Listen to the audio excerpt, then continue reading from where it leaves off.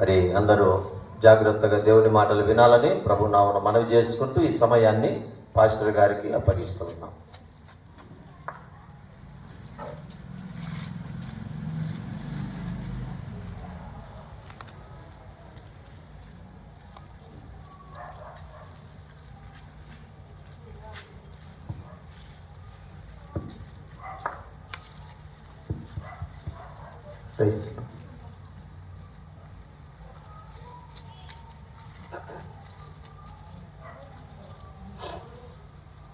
దేవుని పరిశుద్ధమైన ఘనమైన నామానికి మహిమ కలుగును గాక. దేవుని యొక్క మహాకృపను బట్టి రాత్రికాల సమయంలో మీ అందరితో పాటు కలిసేలాగున సిలువ ధ్యాన కూడికలలో లెంట్ డేస్లో ఆఖరు దినాల్లో మీతో పాటు కలిసి ప్రభువును మహిమపరచడానికి సర్వశక్తి కలిగిన దేవుడు నాకు ఇచ్చిన మంచి తరుణాన్ని బట్టి దేవుని స్తుతిస్తున్నాను. నన్ను ప్రేమతో ఆహ్వానించినటువంటి సంఘ కాపరి, సంఘ పెద్దలు, అలాగే సంఘ సభ్యులను మీ అందరికీ కూడా ప్రభు పేరిట శుభములు, వందనాలు తెలియజేస్తున్నాను. ఈ రాత్రికాల సమయంలో నాకు ఇవ్వబడిన సమయంలో కొద్ది నిమిషాలు దేవుని యొక్క వాక్యాన్ని ధ్యానం చేద్దాం. అనుకోకుండా నిన్న నుంచి విపరీతమైనటువంటి జ్వరంతో బాధపడుతున్నాను. ఈరోజు రాలేనేమో అని అనుకున్నాను. అయినప్పటికీ ప్రభు కృప చూపించి మీ మధ్య నిలిచేటువంటి భాగ్యం దేవాది దేవుడు ఇచ్చినందుకు దేవునికి స్తుతులు చెల్లిస్తూ ఉన్నాను. మంచిది ప్రియులారా, సంతోషంగా ఉంటే ఒకసారి హల్లు చెప్పండి. ఒకసారి మీ పక్క వారు వైపు చేసి కొంచెం ఉన్నాము, ఎందుకంత సీరియస్గా ఉన్నాము అని అడిగాను. ఏం శిల్వ ధ్యానం అంటే మాత్రం అంత దిగాలుగా పెట్టాలి ముఖము, అంత అలా ఉండక్కర్లేదు. కానీ సంతోషంగా చెప్పండి, రెండు చేతులు పైకైతే ఒకసారి హల్లు. సరిపోవట్లేదు, కొంచెం అట్లా గేట్ అన్న దాటేటట్టు, ఇంకా మరి కాస్త వాక్యం వినేటప్పుడు మీరు అలాగా సంతోషంగా ఉండండి. ఎవరు కూడా మీ మనసులో అటు వెళ్ళనివ్వకండి. మిమ్మల్ని ఎక్కువసేపు విసిగించను. చాలా త్వరగా నేను ముగించడానికి ప్రయత్నం చేస్తాను నాకు ఇవ్వబడిన సమయంలో. మంచిది ప్రియులగా, సిలువ ధ్యానం గురించి యేసు ప్రభు వారు సిలువను అనుభవించినటువంటి ఆ సమయంలో ఆయన అనుభవించిన ప్రతి శ్రమను కూడా గత 40 రోజులుగా ధ్యానిస్తూ వస్తున్నాం. యేసు ప్రభు వారు సర్వ మానవాళి యొక్క పాపములను పరిహరించడానికి, మన యొక్క ప్రతి పాపమునకు విడుదల కలిగించడానికి ప్రభు ఈ లోకానికి నరావతారిగా జన్మించారని, ఆయన చేయి తలపెట్టిన రక్షణ కార్యం మన పక్షాన్ని జరిగించి ఒక విశేషమైనటువంటి పరలోక రాజ్యాన్ని మన కొరకు ఇవ్వడానికి ప్రభు సిద్ధపరిచారు. ఈ రాత్రి మరొక మాట జ్ఞాపకం చేస్తున్నాను. చాలా సంవత్సరాల నుంచి మనం ఈ గుడ్ ఫ్రైడేను, ఈస్టర్ను ఆచరిస్తూనే వస్తున్నాం. మనందరికీ బాగా తెలుసు యేసు ప్రభు వారు సిలువలో ఎలాంటి శ్రమలు అనుభవించారో, ఆయన మన కొరకు ఎలాంటి త్యాగం చేశారో. సంవత్సరాలు గడిచే కొద్దీ ఏమవుతుందంటే మనకు అది ఆచారంగా మారిపోయింది. ప్రతి వాక్యం కూడా అలవాటుగా నోటికి వచ్చేసింది. కానీ దినములు గడుస్తున్న కొలది, అనుభవం పెరుగుతున్న కొలది మన ఆత్మీయ జీవితాన్ని కూడా మనం పరిశీలన చేసుకుంటూ సాగాలి. ఈ రాత్రి కొన్ని మాటలు పరిశుద్ధ గ్రంథంలో నేను మీకు జ్ఞాపకం చేయాలని ఆశపడుతూ ఉన్నాను. అపోస్తలుడైన పౌలు జ్ఞాపకం చేస్తున్న కొన్ని మాటలు నేను మీకు మరొకసారి జ్ఞాపకం చేస్తాను. యేసు యొక్క సిలువ యందు తప్ప మరి దేని యందు నేను అతిశయించడానికి ఇష్టపడతలేదన్నాడు. ప్రభు సిలువ యందే నేను అతిశయిస్తాను. సిలువను గురించిన వార్త అనేకులకు వెరితనంగా కనబడుతుంది, కానీ రక్షింపబడుచున్న మనకు దేవుని శక్తి అని పౌలు చాలా విషయాలు తన పత్రికల్లో జ్ఞాపకం చేస్తూ వచ్చాడు. ఇవన్నీ కూడా మన జీవితంలో మనం ఖచ్చితంగా అనుభవించాల్సిన విషయాలు లేదా పాటించవలసిన విషయాలు. రాత్రి మరొకసారి మన జీవితాలను జ్ఞాపకం చేసుకోవడానికి కొన్ని మాటలు పరిశుద్ధ గ్రంథంలో జ్ఞాపకం చేస్తాను. చదువుదాం. పరిశుద్ధ గ్రంథమైన బైబిల్లో నుండి జకర్యా గ్రంథము 5వ అధ్యాయం. జకర్యా గ్రంథము 5వ అధ్యాయం 1వ వచనం చదువుదాం. జకర్యా గ్రంథము 5వ అధ్యాయం 1వ వచనం.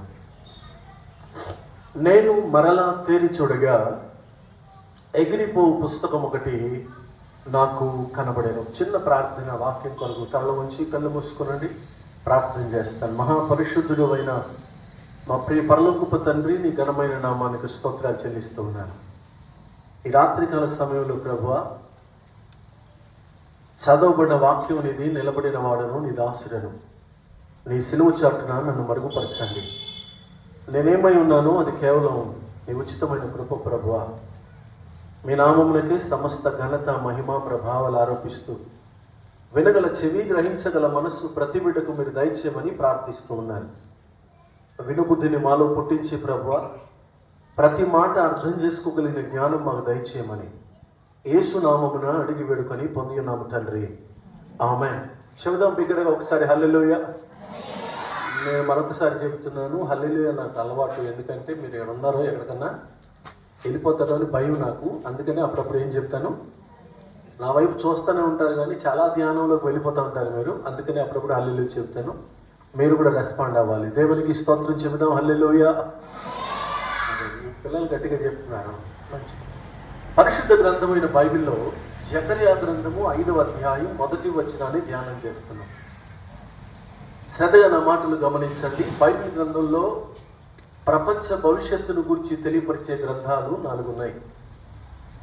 రాబోయే దినముల సంగతులను దేవాది దేవుడు, సర్వశక్తివంతుడైన దేవుడు తన భక్తులకు ముందుగానే బయలుపరిచాడు.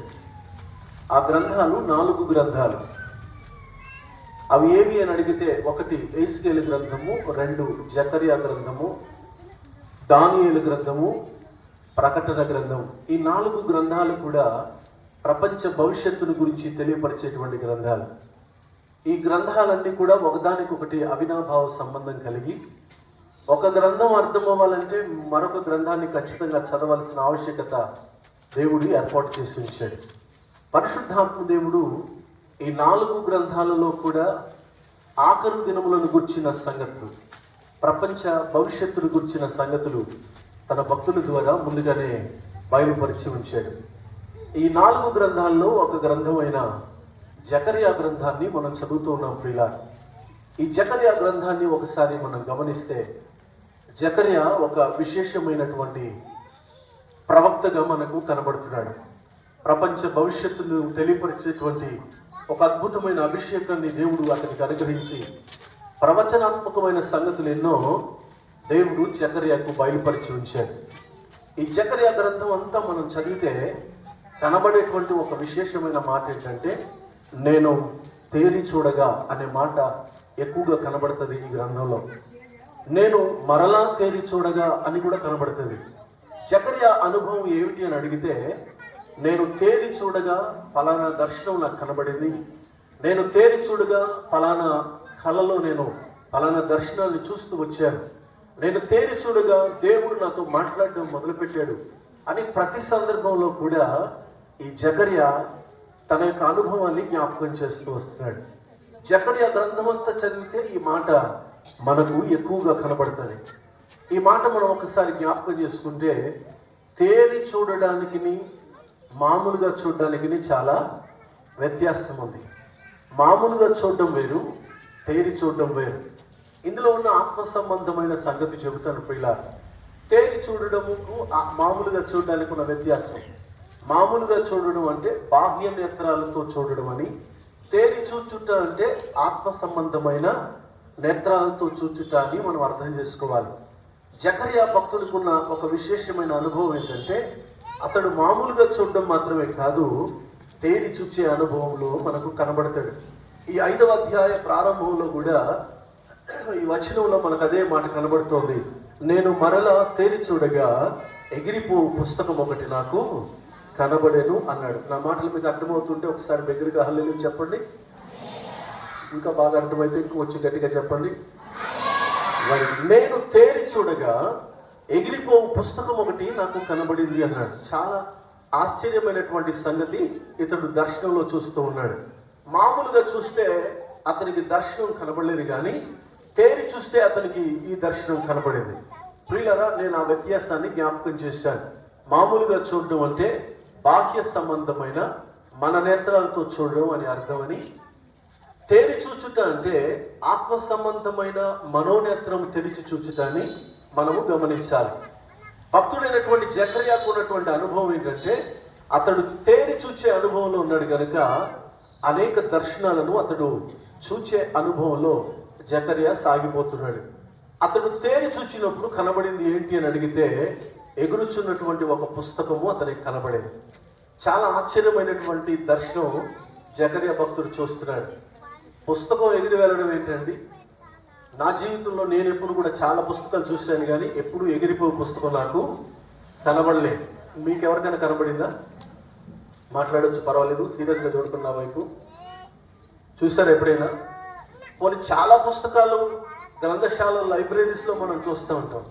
రకరకాల పుస్తకాలు మనకు కనబడతాయి, కానీ ఎగిరిపోయే పుస్తకం మాత్రం ఎప్పుడు మనకు కనబడదు, ఎప్పుడు చూడలేదు కూడా. పుస్తకం ఎగిరి వెళ్ళడం ఏంటి అని ఒక ఆశ్చర్యాన్ని మనం వెలిబుచ్చుతాం. పుస్తకం ఎగరడం ఏంటండి అని. జకర్యా భక్తుడు తేరి చూడగానే అతనికి ఒక పుస్తకం కనబడింది. ఆ పుస్తకం ఎగురుకుంటూ వెళ్తుంది అని రాయబడింది. జనరల్గా మనకు తెలిసిన విషయాలు ఏంటంటే, పుస్తకం అనగానే అందులో ఏదో ఒకటి వ్రాయబడి ఉంటుంది. ఖచ్చితంగా ఏదో సంగతి అందులో వ్రాయబడి ఉంటుంది. వ్రాసిన పుస్తకాలు గ్రంథస్థం చేస్తారు, కొంతమంది లైబ్రరీలో భద్రపరుస్తారు. కొన్ని చోట్ల, మన ఇంట్లో అయితే మనం గూట్లో దాచిపెట్టుకుంటాం పుస్తకాలు. కానీ ఈ పుస్తకం అలా కాదు. వ్రాయబడినటువంటి ఈ పుస్తకం ఎగురుకుంటూ వెళ్తుంది. ఎగురుకుంటూ వెళ్తున్న ఆ పుస్తకాన్ని భక్తుడైన జకర్యా తన తేరి చూచే అనుభవం ద్వారా దాన్ని చూడగలుగుతున్నాడు. మీరు ఆ మాటలు జాగ్రత్తగా గమనించాలి. అతడు తేరి చూడగా ఎగిరిపో పుస్తకం ఒకటి కనబడుతోంది. అసలు అందులో ఏం రాయబడి ఉంది? ఆ పుస్తకం ఎందుకు ఎగిరి వెళుతోంది? ఎందుకు ఎగిరి వెళుతున్న పుస్తకాన్ని దేవుడు జకర్యాకు చూపెడుతున్నాడు. మామూలుగా చూస్తే కనబడిన ఆ పుస్తకం తేరి చూస్తేనే ఎందుకు కనబడుతోంది? ప్రియులారా, అందులో ఏం రాయబడింది అన్న సంగతి దేవుడు జకర్యాకు చెప్పలేదు, కానీ ఎహెజ్కేలు భక్తునికి దానిని బయలుపరిచాడు. ఎహెజ్కేలు గ్రంథము 2వ అధ్యాయం, ఎహెజ్కేలు గ్రంథము 2వ అధ్యాయం 9వ వచనం చదవాలి. ఎహెజ్కేలు గ్రంథము 2వ అధ్యాయం 9వ వచనం. నేను చూడగా గ్రంథమును పట్టుకొనిన ఒక చెయ్యి నా యొద్దకు చాపబడెను.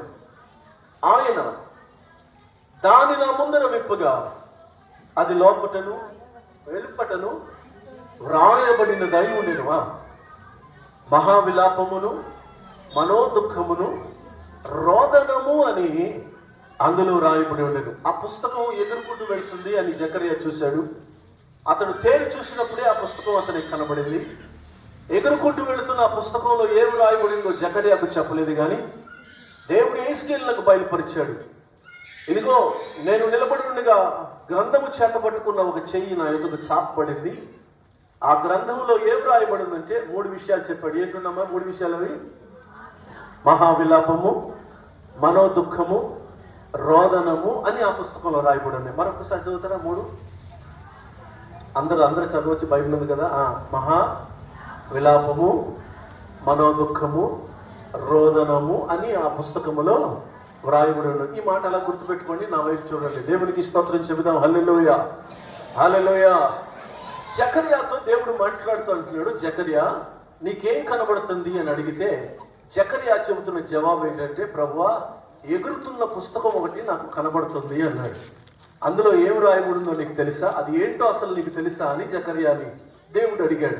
ఆ మాటకు జకర్యా ఏం జవాబు చెప్పాడంటే, ప్రభువా అదంతా నీకే తెలుసు, నాకేమీ తెలియదు. ఆ పుస్తకం ఎందుకు ఎదురు పెడుతుందో తెలియదు. ఆ పుస్తకంలో ఏం రాయబడిందో కూడా నాకు తెలియదు ప్రభువా. ఇందులో ఉన్నటువంటి సంగతి నాకేమో అర్థం కావట్లేదు అని జకర్యా అంటే, జకర్యాతో దేవుడు చెబుతున్న మాట ఏంటంటే, ఇదిగో ఆ పుస్తకం ఎదుర్కొంటూ వెళ్తుంది కదా, అది ఒకవేళ నువ్వు ఆశీర్వాదం అనుకుంటావేమో, అది నీ మీదకి పంపబడిన దీవెన అనుకుంటావేమో.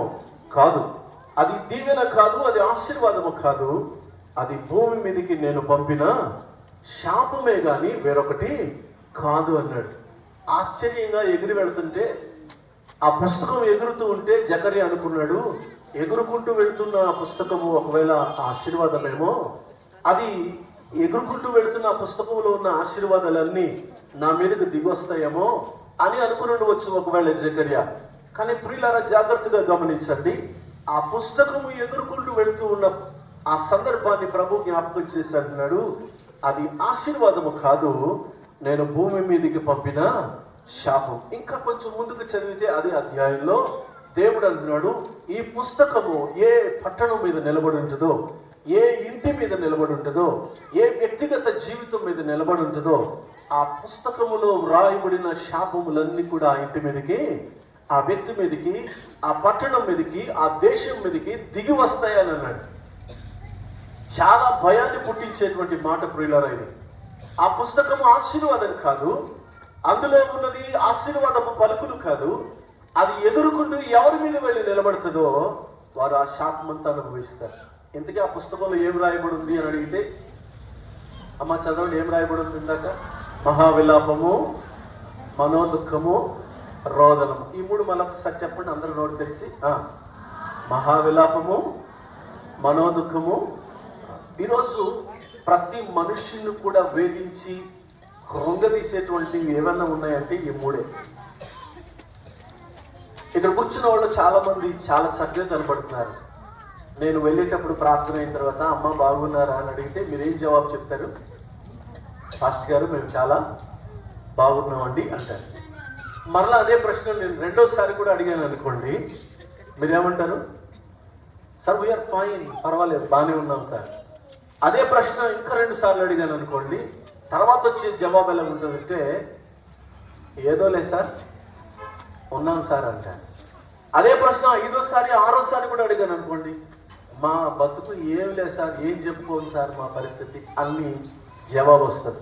ప్రియులారా జాగ్రత్తగా గమనించండి, ఈరోజు ప్రతి మనుష్యుడు, ప్రతి ఒక్క విశ్వాసి సహితం, దేవునిని ఎరిగిన బిడ్డలు సహితం, దేవుని యొక్క సన్నిధిని ఎరిగిన వారు సహితం, దేవుని యొక్క నామమున ప్రార్థన చేసి పాటలు పాడి ప్రసంగించి ఆరాధన చేయవారు సైతం అనుభవిస్తున్న భయంకరమైన శాపం ఏదైనా ఉందంటే ఈ మూడే. చెప్పండి మళ్ళొకసారి, ఏంటవి? మహావిలాపము, మనోదుఖము, రోదనం. కొంతమంది ఏడుపు తట్టుకోలేక భయంకరంగా ఏడుస్తారు, మహావిలాపం అని. కొంతమంది వ్యాధిగ్రస్తులుగా మారుతారు, మానసిక వ్యాధిగ్రస్తులుగా. లోపలే ఈ వ్యాధి ఏం చేస్తుంది? కొళ్ళబెట్టేస్తుంది మనిషిని.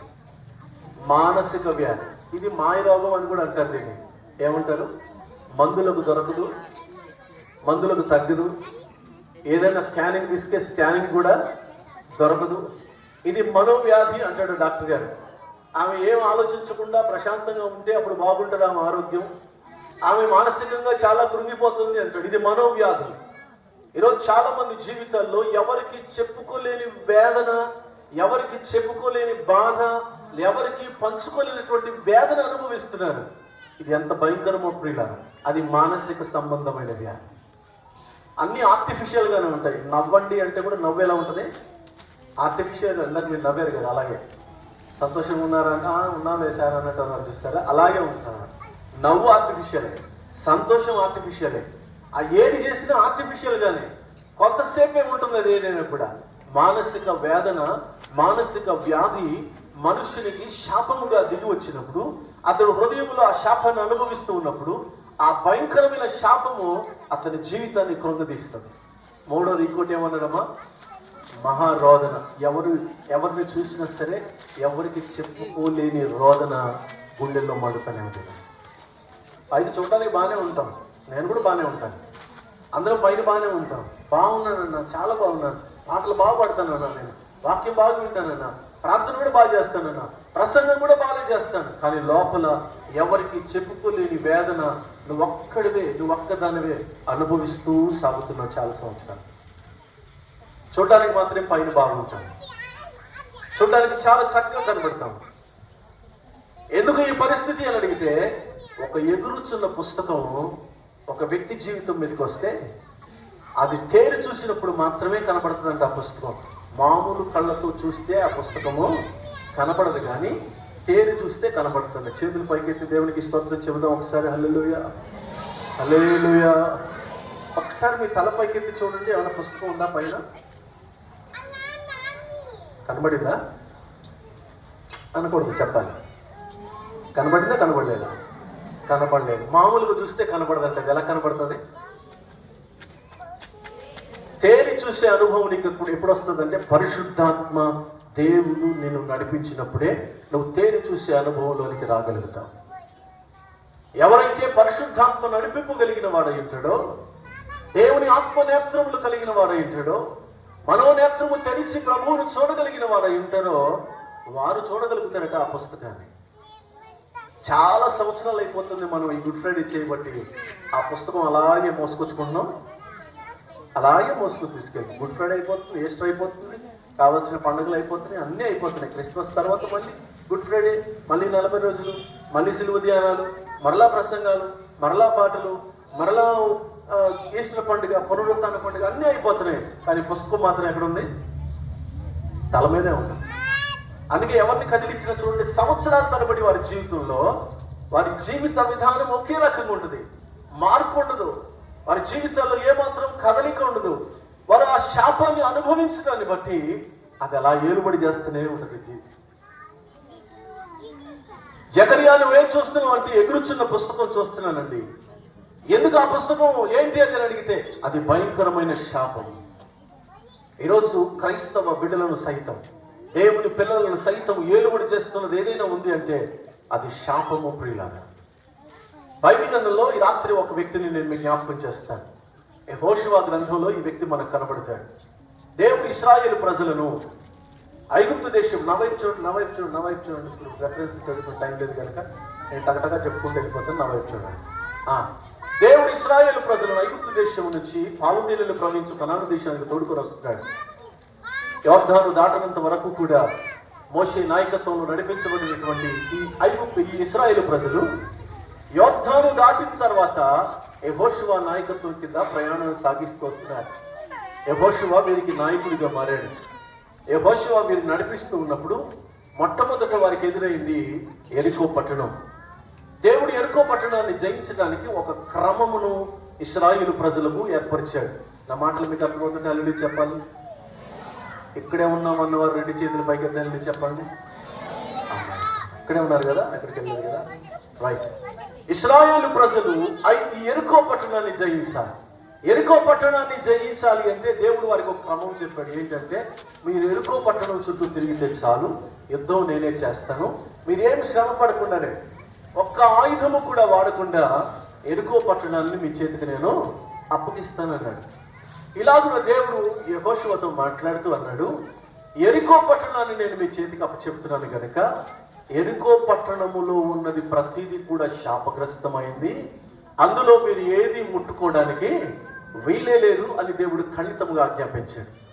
అందులో ఒక చిన్న గుండు సూదు కూడా ముట్టుకోవడానికి మీకు అసలు వీల్లేదు, సమస్తమును కూడా కాల్చివేయాలి అని దేవుడు చాలా స్పష్టంగా చెప్పాడు ఈ ఇశ్రాయేలు ప్రజలతోటి. యెహోషువ ఈ ప్రకటన చేశాడు, ఇదిగో యెరికో పట్టణాన్ని దేవుడు మన చేతికి అప్పచెప్పాడు. అయితే ఒక కండిషన్ పెట్టాడు దేవుడు, యెరికో పట్టణములో ఉన్న ఏది కూడా మనం ముట్టుకోవడానికి వీల్లేదు, అవన్నీ శాపగ్రస్తమైనవి కనుక ఏ వస్తువు కూడా ముట్టుకోవడానికి వీల్లేదని దేవుడు ఆజ్ఞాపించాడు అని యెహోషువ ప్రకటించాడు. అందరూ కలిసి యెరికో పట్టణం చుట్టూ తిరిగారు. ఆశ్చర్యకరంగా యెరికో గోడలన్నీ పడిపోయినాయి. ఆ యెరికో పట్టణంలో ఉన్న వాటిని కాల్చేశారు. చాలా సంతోషంతో ఇశ్రాయేలీయులు తమ తమ గుడారములకు తిరిగి వచ్చేసి హ్యాపీగా ఉన్నారు. మరుసటి సమయాన వారు హాయి పట్టణం మీదకి యుద్ధానికి వెళ్ళారు. హాయి పట్టణం చిన్నదే కనుక మనం ఈజీగా గెలిచి వచ్చేయచ్చు, హాయి పట్టణం మీద మనం పెద్ద కష్టపడక్కర్లేదు అని కొద్దిపాటి సైన్యాన్ని తీసుకుని వెళ్ళారు.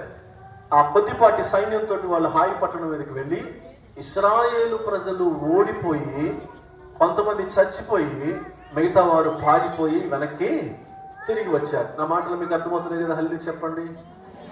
ఆ తల్లి చక్కగా నిద్రపోతుంది, మా తల్లి ఎదురుగుండా నిద్రపోతుంది. మీకు వందనాలు తల్లి. దేవునికి మహిమ కలుగునుగా. హల్లెలూయా. ముగించేస్తాను తొందరగా ముగించేస్తాను. భలే ఉన్నారు మీరు అందరూ. దేవునికి స్తోత్రం. హల్లెలూయా. అందుకే అల్లెలే చెప్పేది, ఇక్కడ ఇక్కడే ఉండండి అని వెళ్ళిపోకుండా ఉండాలి. అది చెప్పండి హల్లెలూయా. బాగా చెప్పండి హల్లెలూయా. చెప్పేది మీకోసమే కనుక మీరు శ్రద్ధగా వినాలి. చెప్పు పర్లేదు, ఎంతసేపు చెబుతావా అన్నట్టు ఉండకూడదు. ప్రతి మాట మన హృదయాల్లోకి చేర్చుకోవాలి. దేవునికి స్తోత్రం చెప్పండి హల్లెలూయా. వాక్యం చెప్పింది ఇక ఊరుతున్నాను పడిద్దామో మన ముందుకి, అందుకే ఆపేశాను. ఇట్లా ముందుకు పడితే ఎవరి మీద పడాలి? ఒక ఆవిడ వెనకాటికి అలాగే వేళాంగి వెళ్ళొచ్చిందట. చాలా నున్నగా ఉంది. ఏమిటది? గుండు. చాలా నున్నగా ఉంది. కూర్చుంది. వెనకాల ఆవిడకి ఏమో నిద్ర ఆగుతలేదు. దరిద్రానికి ఆమె పళ్ళు కూడా ఎత్తిపళ్ళట. ఇక చూడండి, ఇక ఆమె నిద్ర తట్టుకోలేక 4 సార్లు ఊగింది. ఫాస్ట్ గారు ఎంతసేపు ఆపుతాడని ఆపలేకపోయాడు. కొడితే 4 పళ్ళు ఎక్కడ దిగిపోయినాయి. ఆ నున్నగా స్టీల్గా ఉన్న అప్పుడే నిగనగలాడుతుంది. నిన్నే దిగింది. ఆదివారం ప్రార్థనకు వచ్చేసింది ఆవిడ. అమ్మ నిద్రపోకండి తల్లి, స్తోత్రం చెప్పండి ఒకసారి. హల్లెలూయా. వెళ్ళిపోతాను తొందరగా వెళ్ళిపోతాను అండి, మీరు కంగారు పడకండి. ఎక్కడ పట్టుకొచ్చారో అనుకోకండి, త్వరగానే వెళ్ళిపోతాను. దేవునికి స్తోత్రం చెబుదాం. హల్లెలూయా. హాయి పట్టణం మీదకి యుద్ధానికి వెళ్తే ఇశ్రాయేలు ప్రజలందరూ కూడా చావు తప్పించుకుని పారిపోయి వచ్చేసారు. అక్కడ యెహోషువ భక్తుడు బట్టలు చింపుకుని దేవుని ఎదురు నిలబడి, అయ్యా, అంత మహాభయంకరమైనటువంటి ఎరికో గోడలే కూల్చి గొప్ప జయం ఇచ్చావే, నీ ప్రజలను గొప్పగా గెలిపించావే, చిన్న పట్టణమైన హాయి పట్టణం మీద మేము ఎందుకు ఓడిపోయాం ప్రభువా అని మోకాళ్ళ మీద పడి బట్టలు చింపుకుని ఏడ్చి ఏడ్చి దేవుణ్ణి అడుగుతున్నాడు. అప్పుడు దేవుడు యెహోషువతో మాట్లాడుతూ అంటున్నాడు, మీ మధ్య శాపగ్రస్తమైంది ఒకటి ఉంది యెహోషువ, అందుకే మీరు హాయి పట్టణం మీద ఓడిపోయారు. అక్కడి నుంచి పారిపోయి రావడానికి కారణం ఏంటో తెలుసా? మీలో కొంతమంది చచ్చిపోవడానికి కారణం ఏంటో తెలుసా? మీలో కొంతమంది అవయవాలు పోగొట్టుకోవడానికి కారణం ఏంటో తెలుసా? మీలో కొంతమంది చావు తప్పి ఇదిగో తప్పించుకొని రావడానికి కారణం ఏంటో తెలుసా? మీ మధ్య శాపగ్రస్తమైంది ఒకటి ఉంది. వెంటనే అందరూ నిలబెట్టాడు. గోత్రముల ప్రకారం ఎవడు తప్పు చేశాడు అని బయటికి లాగితే ఒక్కడు బయటకు వచ్చాడు. వాని పేరు ఆకాను అని బైబిల్లో కనబడుతుంది. వెంటనే యెహోషువ ఆకాను అడుగుతున్నాడు, ఆకాను, ఏంట్రా నువ్వు చేసిన పని అంటే ఆకాను అన్నాడు, ఏమి లేదు సార్. ఎవరి పని మీద అందరూ ఆ రోజు ఎరుకో పట్టణంలో బాగా యుద్ధం చేసి అన్ని కాల్చేస్తున్నారు. ఎక్కడెక్కడ తుత్తినీలుగా నరికేస్తున్నారు, అందరినీ చంపేస్తున్నారు, అన్ని మట్టు పెడుతున్నారు. నాకు మాత్రం అక్కడ నచ్చినవి కొన్ని వస్తువులు కనబడ్డాయి. వాటి వైపు నా మనసు వెళ్ళిపోయింది సార్. యెహోషువతోటి ఆకాను చెప్పిన మాట ఏంటో తెలుసా? నాకు బంగారు కమ్మిలు కనబడ్డాయి, వెండి కనబడింది, షినారు పైవస్త్రం కనబడింది అయ్యా. అవి చూడగానే నాకు నచ్చినవి. దేవుడు అవి శాపగ్రస్తమైనవి అని చెబితే ఆకానుకి ఎలా కనబడ్డాయి? మంచివిగా కనబడ్డాయి. ఆకాను 4 విషయాలు చెప్తాడు అక్కడ. నేను చూచితిని, ఆశించితిని, తీసుకొంటిని, తెచ్చుకొని దాచుకొంటిని. 4 విషయాలు. 1 చూచితిని, 2 ఆశించితిని, తీసుకొంటిని, తెచ్చి దాచిపెట్టితిని. చెప్తారా ఒకసారి వరుసగా? నిద్రపోకుండా చెప్పండి. చూచితిని, ఆశించితిని, తీసుకొంటిని, దాచిపెట్టితిని. మళ్ళీ ఒకసారి చెప్పండి. చాలా మంచి మీరు అందరూ. చూచితిని, ఆశించితిని, తీసుకొంటిని, దాచుకొంటిని. మళ్ళా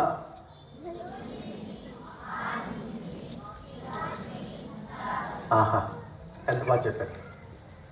ఆకాను చెబుతున్న మాట ఏంటో తెలుసా?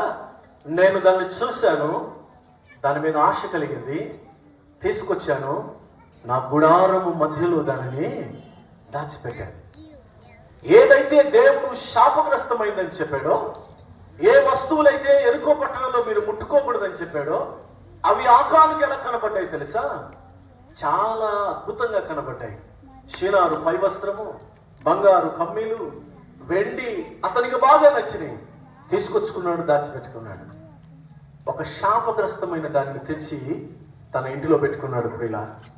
అందుకే ఒక్కడు చేసిన తప్పిదానికి ఇశ్రాయేలీలందరూ ఏమనుభవించారు? ఓటమి అనుభవించారు, శాపం అనుభవించారు, ఓడిపోయి పారిపోయి వచ్చారు. ఈరోజు చాలాసార్లు మన జీవితాల్లో ఆకాను లాంటి శాపము మన జీవితాల మీద నిలబడి ఉంది. ఆకానికి ఏమి తెలియదు చెప్పండి? దేవుడు తెలీదా? ధర్మశాస్త్రం తెలీదా? యెహోషువ నాయకుడు అని తెలీదా? దేవుని వాక్యం తెలీదా? దేవుడిచ్చిన కట్టడలు తెలీదా? దేవుడు ఇశ్రాయేలు పక్షాన చేసిన కార్యాలు తెలీదా? ఎంత అద్భుతమైన పనులు దేవుడు ఇదిగో ఇశ్రాయేలు కొరకు చేశాడో, ఎరుకో గోడలు ఎలా కూల్చాడో అన్న సంగతి కూడా ఆకానుకు బాగా తెలిసే. ఇవన్నీ తెలిసినా కూడా ఆకాను చూపు మాత్రం ఎక్కడుంది? ఎరికోలో ఉన్న శాపగ్రస్తమైన వాటి మీదే ఉంది ప్రియుల. ఈరోజు ఎన్ని సంవత్సరాల నుంచి మనం గుడ్ ఫ్రైడే చేస్తున్నా మన చూపు ఇంకెక్కడుంది? ఎరుకు అనబడిన లోకం మీదే ఉంది.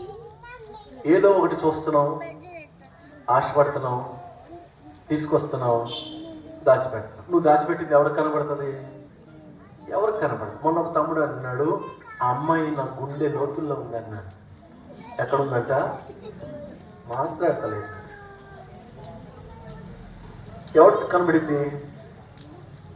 ఎవరైనా చూడ లోపలికి వెళ్ళి బకెట్ వేస్తే బకెట్ వెళ్తా తప్ప లోతుల్లోకి. అన్నా అబ్బాయి నా గుండె లోతుల్లో ఉన్నాడన్నా, నా కళ్ళు పెట్టుకొని చూడన్నా. నీ దరిద్రం కళ్ళు మాకెందుకు చెల్లి నీ కళ్ళు? ఏదైతే దేవుడు వద్దని చెప్పాడో మళ్ళీ ప్రార్థన బాగా చేస్తాం, పాటలు బాగా పాడతాం, దేవుడి కొరకు ప్రయాసపడతాం, మందిరంలో మనమే యాక్టివ్గా ఉంటాం. పాటలు పాడాలన్నా, ప్రసంగించాలన్నా, ఏది చేయాలన్నా మనమే. కానీ ఆకారంలాగా లోపల ఏవో దాచిపెట్టావు. చూస్తున్నావు లోకంలోది, ఆశపడుతున్నావు, తీసుకొస్తున్నావు, గుండె లోపల దాచిపెడతావు. కొంతమందిని చూస్తే ఏమంటో తెలుసా? వీడు లోతుకుండేడండి, మాట తొందరగా బయటికి మాట్లాడండి పర్వాలేదు, మాట తొందరగా బయటికి రాదు. చాలా లోతుకుండా మేమే అసలు మాట బయటకు ఎందుకమ్మా అంత లోపల దాచిపెట్టావు? ప్రతిదీ ఏ శాపాన్ని కొని తెచ్చిపెట్టుకున్నావు లోపల? శాపం ఏలుబడి చేస్తూ ఉంది. ఆ కాలంలో నువ్వు చేసిన పని ఏంటంటే, అదిగో నాకు షినారు వస్త్రం నచ్చింది, అక్కడున్న బంగారు నచ్చింది, అక్కడున్న వెండి నచ్చింది, ఇదిగో మీరు తీసుకుంటే తీసుకోండి, లేకపోతే లేదు, నేను తెచ్చి నా గుడారము మధ్యలో దాచిపెట్టాను. ఒక్కడు చేసిన తప్పిదానికి మొత్తం ఇశ్రాయేలు ప్రజలందరికీ కూడా శాపం. నీ ఇంటిలో నువ్వు చేసిన శాపగ్రస్తమైన పనికి నీ కుటుంబం అంతా శాపం అనుభవిస్తుంది. నువ్వు చేసిన ఒక చిన్న పొరపాటు వలన నీ కుటుంబం రోడ్డు మీద నిలబడుతున్న అవమానంతో, నువ్వు చేసిన ఒక చిన్న శాపగ్రస్తమైన పని వలన నీ కుటుంబం అంతా, నీ సంఘం అంతా, నీ దేవుడు రోడ్డు మీద నిలబడాల్సి వస్తుంది. ఆకాను ఏంటి నువ్వు చేసిన పని? ఇదిగో నేను చూశాను, ఆశపడ్డాను, తెచ్చుకున్నాను, దాచిపెట్టాను. శాపము ఆకాను మీద నిలబడింది. ప్రియులారా గమనించండి, శాపము ఏలుబడి చేస్తూ ఉంది ఈరోజు. ఆకాను అనే మాటకు అర్థం ఏంటంటే ప్రజలను బాధించువాడు అని అర్థం. ఆకాను అనే మాటకు ప్రజలను బాధించువాడు అని అర్థం. ఆకాను 4 పొరపాట్లు చేసాడు. నేను ఒకసారి జ్ఞాపకం చేస్తాను. ఒకటి, ఆకానికి దేవుడు అంటే భయం లేదు. దేవుడు ఆజ్ఞ ఇచ్చాడు కదా, ఎరుకోలో ఉన్న ఏది ముట్టుకోవద్దని చెప్పాడు కదా, కానీ ముట్టుకున్నాడు. రెండవది, ఆకానుకి నడిపించే నాయకుడైన యెహోషువ అంటే భయం లేదు. మూడవది, ఆకానుకున్నటువంటి 3వ భయంకరమైన లక్షణం, తన కుటుంబం ఏమైనా అవుతుందేమో అన్న భయం ఆకానికి లేనే లేదు. 4వది, తనను గురించి తనకు అసలు ఏమాత్రం కూడా భయం లేదు. ఈ 4 లక్షణాలు ఆకాను జీవితంలో ఉన్నాయి. ఒక శాపగ్రస్తమైన జీవితం జీవించే వాని జీవితంలో ఈ 4 లక్షణాలు కనబడితే ఆకానులాగా. ఇలాగే ఉంటారు వాళ్ళు. దేవుడు అంటే భయం ఉండదు. చాలా మందికి చూడండి, భయం ఎక్కడైనా చూపించాలంటే మందిరం మాత్రమే చూపెడతారు. బయటకు వెళ్ళిన తర్వాత మన ఇష్టానుసారంగా జీవిస్తాం. నేను ఒక మాట చెప్పిన ప్రియులరా, మందిరంలో నువ్వు ఎంత కుదురుగా, ఎంత చక్కగా, ఎంత గౌరవంగా, ఎంత ప్రార్థనతో, ఎంత భక్తితో ఉంటావో నీ ఇంటిలో కూడా నువ్వు అలాగే ఉండాలి. ఇక్కడ చూడండి, మీరు ఎంత సైలెంట్గా కూర్చున్నారు. స్తోత్రం చెప్పండి.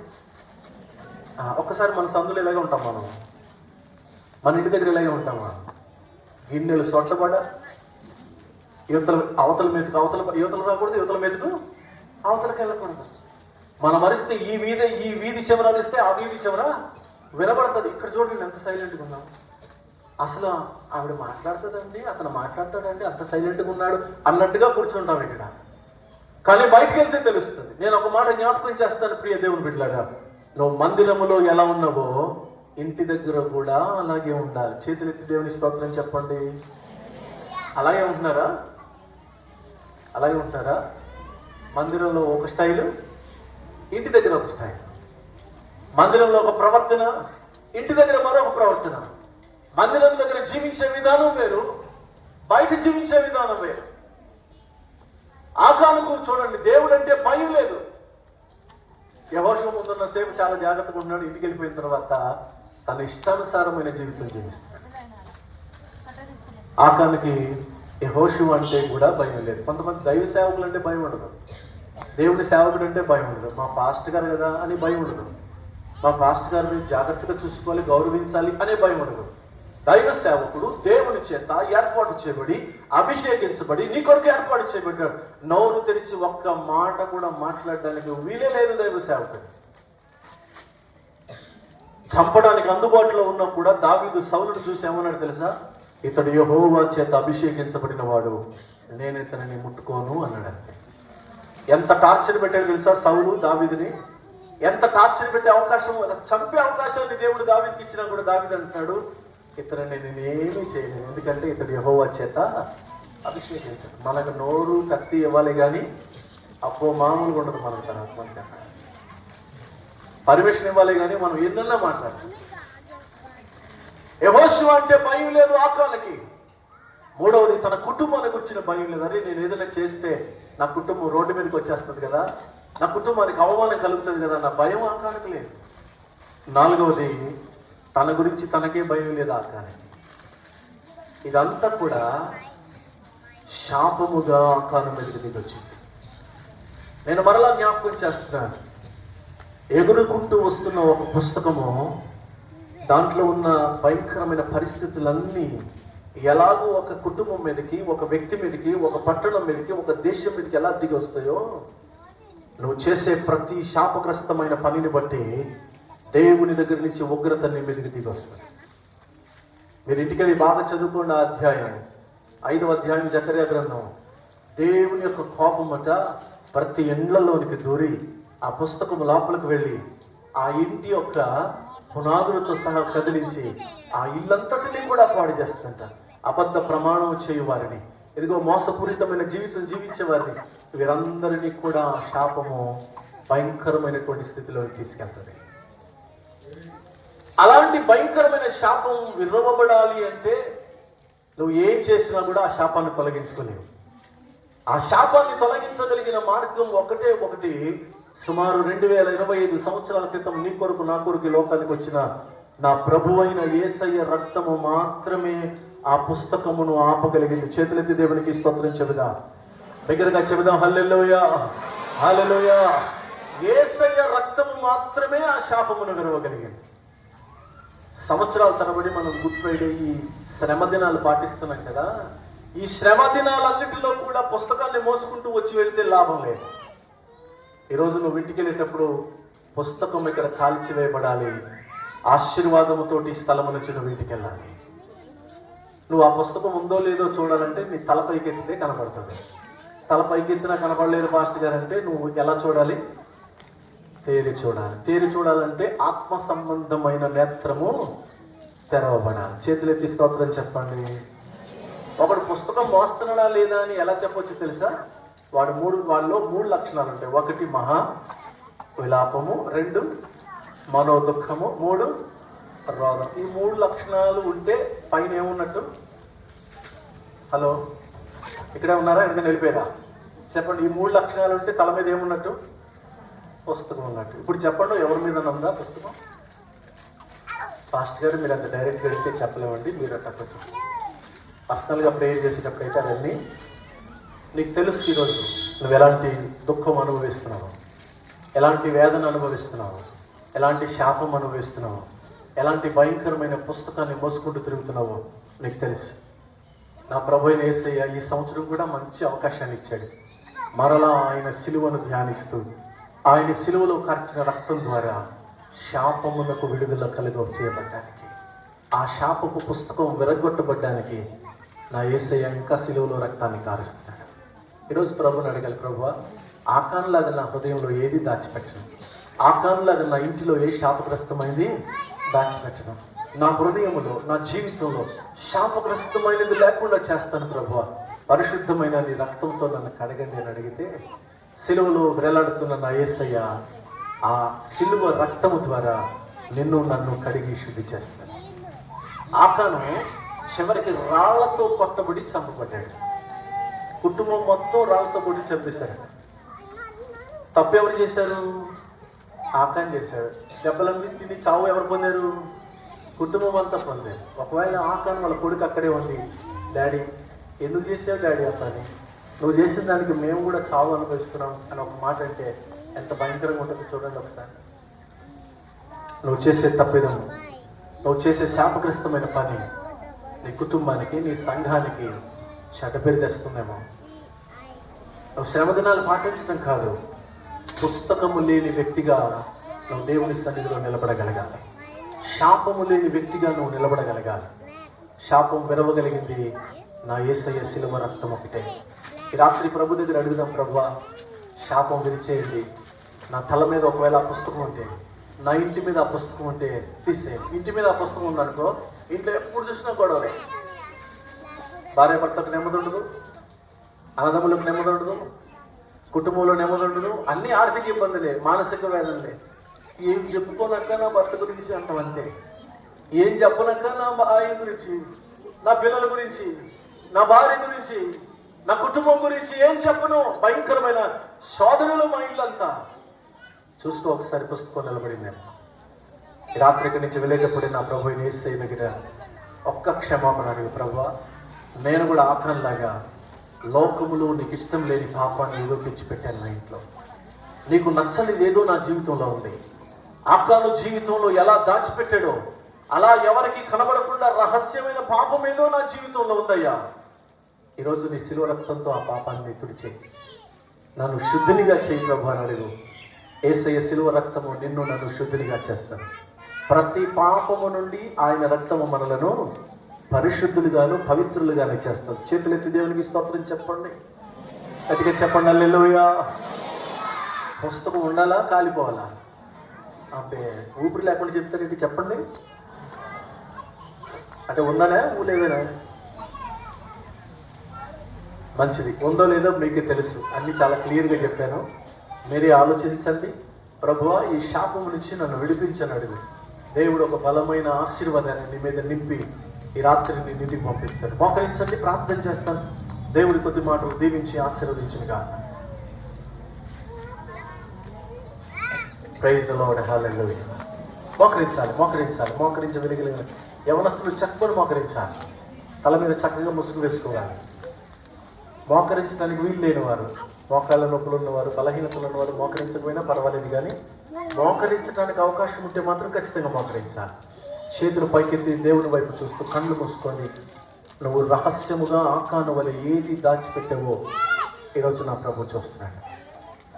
నీ జీవితంలో చాలా సక్సెస్ సాధించాల్సి ఉంది, కానీ సాధించలేకపోతున్నాం. చాలా ఘనత సాధించాల్సి ఉంది, సాధించలేకపోతున్నాం. ఎన్నో అచీవ్మెంట్స్ నీ ముందున్నాయి, కానీ నువ్వు చేయలేకపోతున్నావు. ఎంతో మంచి ర్యాంక్తో పాస్ అవ్వాల్సి ఉంది, పాస్ అవ్వలేకపోతున్నావు. కారణం ఏంటి తెలుసా? నువ్వు గెలవాల్సి ఉంది, జీవితంలో గెలవలేకపోతున్నావు. ఆత్మీయముగా ఒక ఉన్నతమైన స్థితిలో ఉండాల్సి ఉంది, కానీ నువ్వు ఉండలేకపోతున్నావు. కారణం ఏంటి తెలుసా? ఏదో శాపము నిన్ను ఏలుబడి చేస్తుంది. ఎవరికి కనబడకుండా రహస్యంగా ఏదో శాపాన్ని తెచ్చి దాచిపెట్టావు. ఈ రాత్రి నా ప్రభు వైపు చూస్తావా? చేతులు పైకెత్తు, చేతులు పైకెత్తి, చేతులు పైకెత్తి. ఒక్క మాట నా ప్రభుతో మాట్లాడు. అయ్యా నిజంగానే ఆఖాన్లాగా చూచాను, ఆశపడ్డాను, తీసుకొచ్చుకున్నాను, దాచిపెట్టాను. లోకంలో ఎన్నో పాపాలను తెచ్చిపెట్టానయ్యా. నాకు తప్ప నా పక్క వారికి ఎవ్వరికీ తెలియని పాపం నాలో ఉందయ్యా. ఆ శాపం నన్ను ఏలుబడి చేస్తుందయ్యా. ఎగురుచున్న పుస్తకం నా ఇంటి మీద ఉందయ్యా, నా వ్యక్తిగత జీవితం మీద ఉందయ్యా. సంవత్సరాలు గడిచిపోతున్నాయి, మా శరీర కుటుంబ జీవితంలో మార్పే లేదే, నా ఆత్మీయ జీవితంలో మార్పే కలగట్లేదు ప్రభా. శాపం ఏలుబడి చేస్తున్నావు ప్రభా. క్షమించు. మాట్లాడతావా? నోరు తెరిచి మాట్లాడతావా? క్షమించు ప్రభా. ఒక్క మాట చెప్పు ప్రభు. తండ్రి శాపమును విరిచివేయి ప్రభా అని అడుగు. ఎగురుతూ వెళుతున్న పుస్తకం జకర్యా కనబడింది, ఈరోజు నీకు కనబడాలి. నిజమేనయ్యా, ఆ శాపము నా ఇంటి మీద కూడా ఉందయ్యా, ఆ శాపము నా కుటుంబం మీద కూడా ఉందయ్యా, ఆ శాపము నా వ్యక్తిగత జీవితం మీద కూడా ఉందయ్యా. అందుకే నేను ఏది తలపెట్టినా జరగట్లేదు తండ్రి, ఏది చెయ్యాలనుకున్నా జరగట్లేదు ప్రభా. క్షమించండి ప్రభా, ఒక్క మాట క్షమించండి ప్రభా. థ్యాంక్ యూ లార్డ్, హల్లెలూయా, హల్లెలూయా. స్తోత్రాలు తండ్రి. క్షమించు ప్రభా. ఒక్క మాట అడగాలి. మౌనంగా ఉంటే కుదరదు. నువ్వు మాట్లాడితే ఆయన నీ మీద ఉన్న శాపాన్ని విడిచేస్తాడు. ఎగురుచున్న పుస్తకం విడిచివేయబడింది. ఎగురుచున్న శాపం నీ మీదకి రాకుండా చేస్తాడు ప్రభు. అది ఏ పట్టణం మీద ఉంటుందో, ఏ కుటుంబం మీద ఉంటుందో, ఏ వ్యక్తిగత జీవితం మీద ఉంటుందో, ఏ ప్రదేశం మీద నిలబడి ఉంటుందో ఆ ప్రదేశం అంతా శాపం అనుభవించాల్సి వస్తుంది. ఈ రాత్రి ప్రభు నిన్ను దర్శిస్తుందిగా. క్షమించు ప్రభా, నీ సిలువలో ఖర్చిన రక్తం చెత్త నన్ను కడిగి ప్రభా. Thank you lord. హల్లెలూయా. స్తోత్రాలు తండ్రి, నీకు స్తోత్రాలు. స్తోత్రాలు ప్రభా, నీకు స్తోత్రాలు. పౌలు భక్తుడు అంటున్నాడు, నేను సిలువ వేయబడ్డాను, జీవించినది నేను కాదు, క్రీస్తే జీవిస్తున్నాడు అంటున్నాడు. ఈరోజు లోకమును, పాపమును, శాపమును ప్రభుత్వం పట్టు సిలివేస్తావా? ఇదిగో ఒక పరిశుద్ధమైన పవిత్రమైన జీవితాన్ని ప్రభువు నీకు ఇవ్వాలని ఇష్టపడుతున్నాడు. Thank you lord. Thank you lord. Hallelujah. Hallelujah. నువ్వు చేసిన శాపపు పనులను బట్టి, నేను చేసిన పాపపు పనులను బట్టి ఆయన భయంకరమైన శ్రమ అనుభవించాడు. కొరడా దెబ్బలు తిన్నాడు, ముళ్ళ కిరీటం అనుభవించాడు, ప్రక్కలో బల్లెము, అరచేతులు అరకాళ్ళలో భయంకరమైన చీరలు కొట్టబడ్డాయి. ఇవన్నీ నీ కొరకు నా కొరకే, శాపమును తొలగించడానికి. పశ్చాత్తాపంతో ఒకసారి నీకు తెలుసు నువ్వు ఏ తప్పు చేస్తున్నావో, నీకు తెలుసు నువ్వు ఎలాంటి పాపంలో ఉన్నావో, నీకు తెలుసు నువ్వు ఎలాంటి శాపము నిన్ను ఏలుబడి చేస్తుందో అడగాలి ప్రభుని. ప్రభు క్షమించండి తండ్రి. స్తోత్రాలు ప్రభు, నీకు స్తోత్రాలు. స్తోత్రాలు. మహాపరిశుద్ధుడా, ప్రేమ కలిగిన మా తండ్రి, నీకు వందనాలు చెల్లిస్తున్నాను. కొన్ని మాటలు నీ వేదవాక్యం నుంచి జ్ఞాపకం చేసుకోవడానికి మీరు ఇచ్చిన కృపకై స్తోత్రాలు. విన్న మాటలు వృధాగా పోకుండా ప్రతి హృదయంలో నాటపడే భాగ్యం అనుగ్రహించమని నన్ను మమ్మల్ని నీ చేతులకు అప్పగిస్తూ ఈ స్థలంలో చేరి వచ్చిన ప్రతి బిడ్డ జీవితంలో ఆశీర్వాదమే కానీ శాపము ఉండకుండాగాక ప్రభువా. ప్రతి ఒక్కరు నీ సిలువ రక్తము చెంత కడగబడుదురుగాక తండ్రి, నీకు స్తోత్రాలు. ఈ సంవత్సరం నేను చేయబోతున్న గుడ్ ఫ్రైడే పండుగ నా జీవితంలో ఒక గొప్ప ఆశీర్వాదాన్ని తీసుకురావాలి తండ్రి. అలాంటి కృప మాకెల్లరికీ మీరు అనుగ్రహించమని, అలాంటి ఉజ్జీవాన్ని నాయన చేరిన ప్రతి బిడ్డలో మీరు అనుగ్రహించి నడిపించమని, సంఘ కాపరిని, సంఘ పెద్దలను, సంఘాన్ని, నాయకులను దీవించి ఆశీర్వదించి క్షేమము దయచేయమని, సంఘంలో ఉన్న ప్రతి కుటుంబాన్ని పేరు పేరు వరుసను దీవించి ఆశీర్వదించమని యేసయ్య సర్వశక్తి గల నామమున అడిగి వేడుకొని పొందిన నాము తండ్రి. ఆమేన్. దయచేసి కూర్చోండి.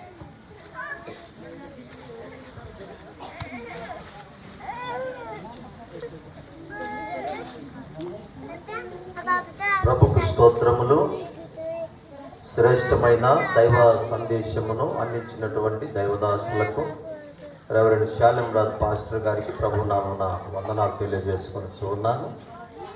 మరి జ్వరముతో ఉన్నా కూడా వారు మన మధ్యకు వచ్చి దేవుని వాక్యాన్ని అందించారు. ప్రతిరోజు కూడా దేవుడు మనతో మాట్లాడుతూనే ఉన్నాడు. కనుక మన జీవితాలను సరి చేసుకోవాలి. మరి ఎన్ని పుస్తకాలు ఎగురుకుంటూ వచ్చి నిలబడినా మా జీవితాల్లో మేము మారనే మారం అనేవాళ్ళు కనబడుతూ ఉంటారు మనకు. వారు కూడా మారాలి. ఎందుకంటే మరి మారకపోతే చాలా కష్టం. అదే కదా దైవదాసుడు చెప్పినటువంటి మాటలు. ఒక్కడు చేసిన పనికి కుటుంబం, దినాల్లో ఒక్కడు చేసిన పనికి సంఘాలు కూడా శ్రమల పాలవుతూ ఉన్నాయి సంఘాలు. కాబట్టి మనిషి మారి దేవునికి ఇష్టంగా బ్రతికితే కుటుంబాలు బాగుంటాయి, సంఘాలు బాగుంటాయి. మరి దేవుని ఆశీర్వాదం కూడా మనకు ఉంటుంది. ఈ సమయంలో ప్రియులారా, సెక్రటరీ గారు వచ్చి ప్రకటనలు చేయవలసిందిగా ప్రభు పేరిట మనవి చేస్తూ ఉన్నాం.